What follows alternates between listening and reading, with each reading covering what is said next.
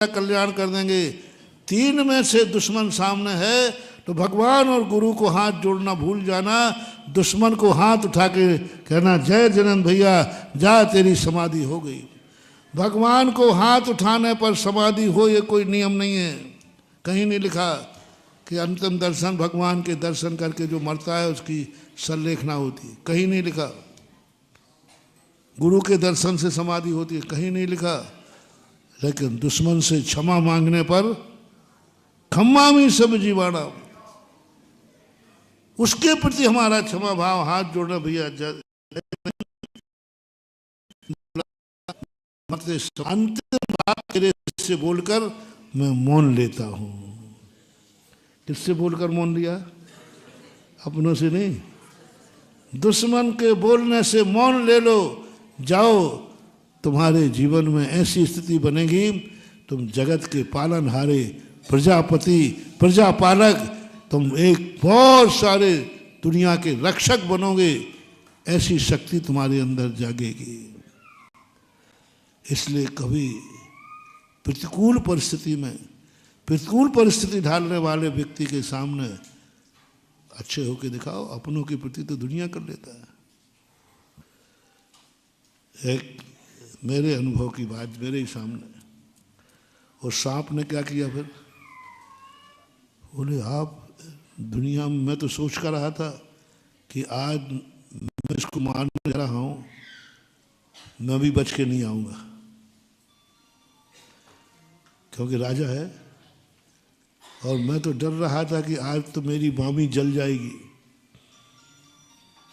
और मैं सामने खड़ा हूं, नहीं नागराज आप अपना कार्य कीजिए, आप जिसके लिए आए हैं, मैं धन्य हो गया, अब मुझे कोई गम नहीं है। मैंने तुम्हारा स्वागत करके मैं मरना चाहता हूं, और दुश्मन का स्वागत करके जो मरता है, मेरे गुरु ने कहा उसकी सदगति होती है। इसलिए काटिए नागराज, अपना कार्य कीजिए, अपना कार्य कीजिए। जिस उद्देश्य से आप आए, जिस उद्देश्य से आपने इतनी रिस्क ली है, काटिए। ओह, नागराज कहता है राजन, तुम्हारे गुरु इतने महान हैं और तुम इतने महान हो, तो मैं भी इतना निकृष्ट नहीं हूँ कि जो मेरे हाथ जोड़ने खड़ा हो, जो मेरा स्वागत कर रहा हो, जो मेरे कष्टों की चिंता कर रहा हो, उसके भी प्राण लूँ मैं? नहीं राजन, मैं इतना निकृष्ट नहीं हूँ।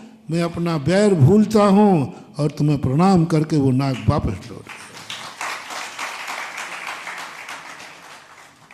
और आग लगा के जला देते तो बैर कब तक जाता? जन्मांतर तक बैर बढ़ जाता। इसलिए जब भी कोई तुम्हारे घर में चोर मोर घुस जाए, देखो मत डरना बेटा। हाँ, जो मैं घटना बता रहा था, राजस्थान की घटना, यथार्थ घटना, ये तो कहानी थी, ये तो सादगी। एक सेठ के यहाँ 6 बार व्यक्ति चोरी करने आया, चोर। साथ आया तो सेठानी, सेठानी थे, एक गांव, नाम नहीं बता रहा हूँ, पर यथार्थ है, हमारे भक्त की कहानी है। और वो चोर ऊपर से कूद के आए। गांव में खप्पड़ वाले मकान होते ना ऊपर, वो माँ जी पहचान गई। बोले भैया आप लोग आ गए? यही सुनो, भैया आप लोग, फिर जैसे तुम्हारे मेहमान आते ना, बोले भैया आ गए, बैठो बैठो। और सेठ जी कह रहा है ये तो ऐसे बातें कर रहे जैसे इसके पीहर के भैया आए। उन्होंने, सेठ जी ने खुद सुनाया, बोले मैं चुपचाप लेटा हूँ और ये ऐसे बातें कर रहे जैसे पीहर के भैया आ गए हो। बैठा ला। बोले भैया चाय पानी करोगे? पानी ला के दे रही उनको। बोले बैठो, आपको जो काम करना है वो तो करके जाओगी, मैं बिल्कुल नहीं रोक रहा हूँ, भैया बैठो। ये बताओ भैया आप हमारे यहाँ कितने बार चोरी कर गए? बोले 6 बार। 6 बार में तुम हमारे पास क्या छोड़ के गए थे? पूरा लेके गए थे कि नहीं? जो मिला सब लेके गए थे कि नहीं? बोले हाँ सब लेके गए थे। यानी 6 बार चोरी करने के बाद तुम सब समेट के ले गए, उसके बावजूद भी तुम्हें नहीं आया कि अब इसके यहाँ क्या मिलेगा? अब इसके यहाँ क्या मिलेगा? आज भी तुम्हें मालूम है कि हमारे सेठ के पास आज भी धन है। यानी 6 बार लुटने के बाद आज हम सेठ के सेठ हैं।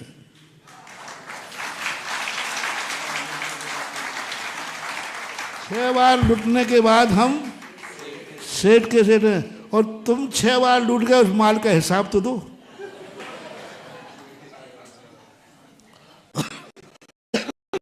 बैठा ला कि हमें एक खुशी थी कि हम भले लुट गए लेकिन हमारा धन तुम्हारे बाल बच्चों के काम आएगा। हम भले लुट गए लेकिन हमारी कमाई तुम्हारे काम आ गई। हम सेठ जी को यही समझाते थे, ले गया ले जाना दो, परेशान होगा बेचारा। चोर कौन बनता है? अच्छे व्यक्ति चोर नहीं बनते, परेशान लोग बहुत परेशान होंगे। कौन मौत में जाता है, कौन रात में जाता है, कौन रिक्स उठाता है? चोरी करने वो ही जाता है जो सब तरफ से परेशान। चोरों की, बड़े बड़े चोरों की कहानी आपने सुनी, उनके बाद कितने अत्याचार हुए। उन अत्याचारों ने उसको डाकू, तो हम लोग यही सोचते थे चलो कोई बात नहीं, उन चोरों का घर बढ़ गया होगा, उनके बाल बच्चों के लिए मिल गया होगा, मकान बन गया होगा, सब हो गया होगा। तो हमें यही खुशी थी कि हमारे धन से चोर अमीर हो गए होंगे। चोर क्या हो गए होंगे? कोई बात नहीं। लेकिन आज मुझे खेद है। बोलो आज कैसे आए तुम? बोले जो पहले दिन कहानी थी वही माँ जी आज है। हमारे पास खाने को नहीं है, हमारे पास कुछ भी नहीं है, हम बहुत परेशान हैं, इसके अलावा हमारे यहाँ कोई रास्ता नहीं था। वो एक बुंदेलखंड में बच्चे को सुलाते समय लोरी गाती है, कौड़ी के रे कौड़ी के। हाँ, इसमें एक आता है, चोरन के घर खेती भई, मान डुकरिया मोटी भई, ऐसा कुछ आता है।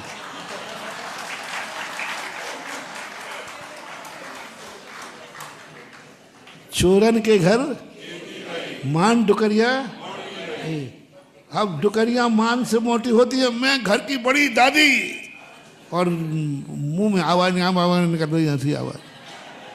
बूढ़े आदमी हमेशा मान से मोटे होते हैं।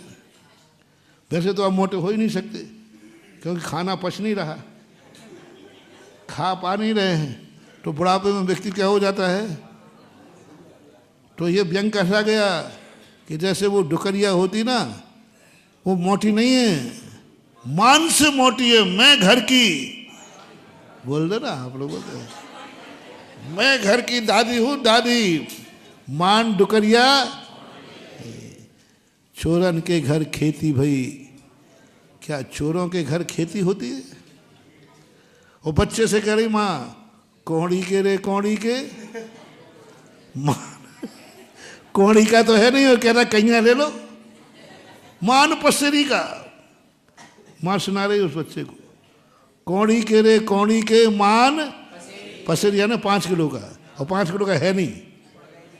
तेरे शरीर का वजन नहीं है, कौड़ी का तो है नहीं तू अभी। और मान कितना है? मानते ही नहीं। वो कहता नहीं, मुझे गोदी में लो, मुझे कंधे पे बैठा लो। कौड़ी के रे कौड़ी के, मान पसेरी के। चोरन के घर खेती भाई, वहाँ मूल महत्वपूर्ण बात है, चोरों के कभी खेती हो ही नहीं सकती।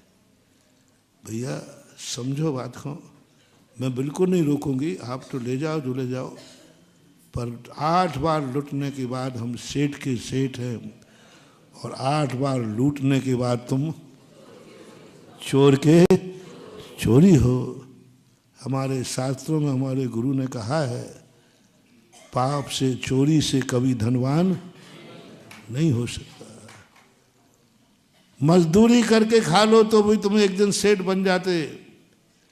इतना धन यदि मजदूर को मिल जाता तो सेठ बन जाता। तुमने इतना धन पा करके कितना लूट के गए, बोलो मेरे पास से। कितना लूट के गए तुम लोग? वो 6 बार लूटा। मेरे गुरु ने कहा चोर कभी अमीर नहीं हो सकता, जुआड़ी कभी अमीर नहीं हो सकता। एक दिन तो जुआड़ी जीत जाएगा, दूसरे दिन शेयर वाले, जुआड़ी, वायदे वाले, शर्त लगाने वाले, ये सदा अमीर रह ही नहीं सकते। कौन? जुआड़ी, शेयर होल्डर, वादे का धंधा करने वाला, शर्त हारने लगाने वाला। ये एक बार जीतते हैं, 100 बार हारते हैं। और ये सब कब छोड़ते हैं? जुआड़ी जीती बारी छोड़ता है कि हारी? जीती बारी नहीं छोड़ता।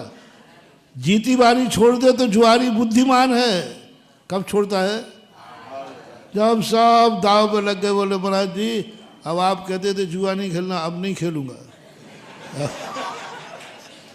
आ जाते कई लोग। तो मैंने कहा भैया तू तो पहले कहा था तो तूने माना नहीं। अब महाराज जी देखो आप तो पता चला पट्टा सब कुछ हार के आया है। जीती बारी छोड़ देना चाहिए।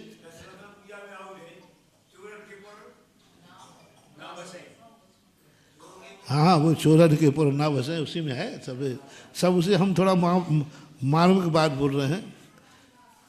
अभी हम चोरन के पुर में बसा रहे हैं तुम्हें। प्रवचन ही आज उल्टा चल रहा है। चोरों का स्वागत, मेहमानों का नहीं। और स्वागत उसको समझाया भैया हमारे गुरुजी हमेशा कहते हैं कभी किसी को लूटना नहीं, किसी को ठगना नहीं। पता नहीं वो पैसा कहाँ से लाया है, पता नहीं वो पैसा कैसे इकट्ठा करके लाया। आपके सोने चांदी की दुकान है, अपनी बिटिया के लिए वो सोने के आभूषण लेने आया है और तुमने उसको मिलावट का दे दिया।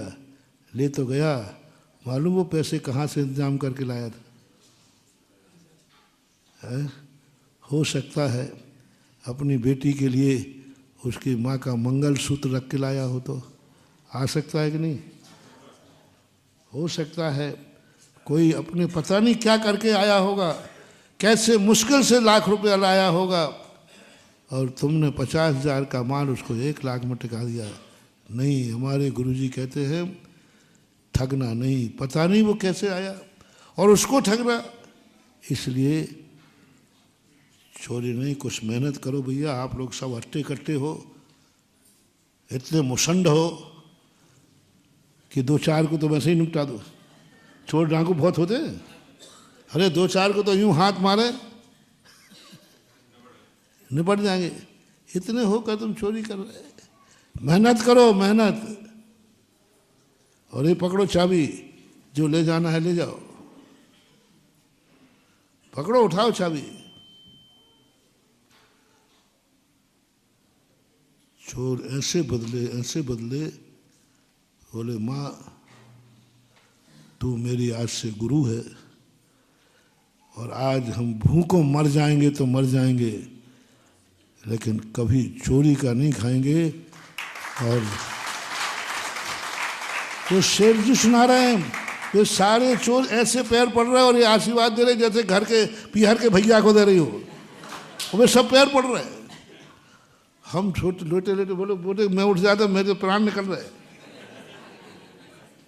वो सारे जो पैर पड़ गए मेरी पत्नी के, और सब भैया बहन कह के और माँ कह करके, गुरु कह करके, और सीधे आए थे कूद करके।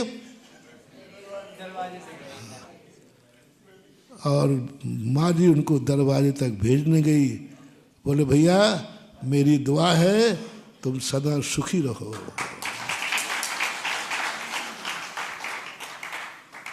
बोलो चोरों का स्वागत कैसा रहा? नहीं तो चोरों का स्वागत कैसा रहा? और यदि भिड़ते तो अरे क्या नहीं करते थे, मार डालते।